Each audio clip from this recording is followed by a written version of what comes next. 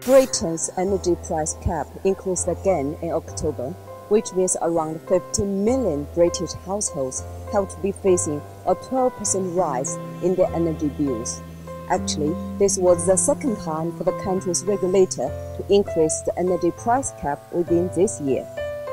Ofgem, a British government regulator for gas and electricity markets, says the adjustments of the price cap twice a year were based on the latest estimated costs of supplying energy. What do people in Britain think about the price hike? How will it affect their lives? Let's find out. It's getting more expensive. Our salaries are not following this with the prices of the goods. It will be hard, especially in the winter. It's coming, so we need electricity in an affordable price. The government are victims of the global spot market, and if the price is going up globally, then that gets knocked back down through the supply chain. But what the fault of the government is not making sufficient use of the supply chain by liquid gas storage.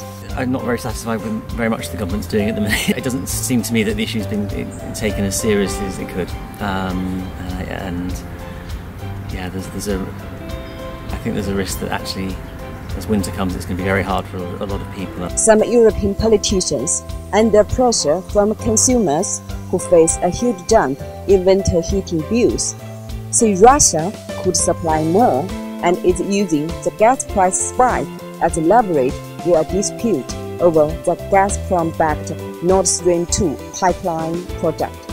What are the real causes behind the soaring gas price in Britain and even the whole Europe?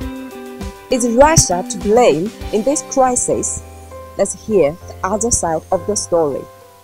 It is not true. The truth is that Russia has significantly increased gas production this year. For the first 9 months it has increased by 12%. Moreover, it is expected even higher, by 3% compared to 2019, before the pandemic. There are 3 reasons for that. The first and main one is that not just in China, but also in Europe and Russia the last winter was cold. Besides, as other countries, Russia is seeing post-crises recovery, including the growth of industrial production in energy-intensive industries. As a result, in the first half of the year domestic demand grew by 20%. The second reason is connected to the fact that due to the American sanctions the Nord Stream 2 gas pipeline starts operating 2 years later. And this is a significant factor, because if it was in operation today, Europe would have a large excess of gas transmission capacities from Russia into EU countries, which itself would be a deterrent to price growth. The third factor that plays an important role is energy policies of Europe.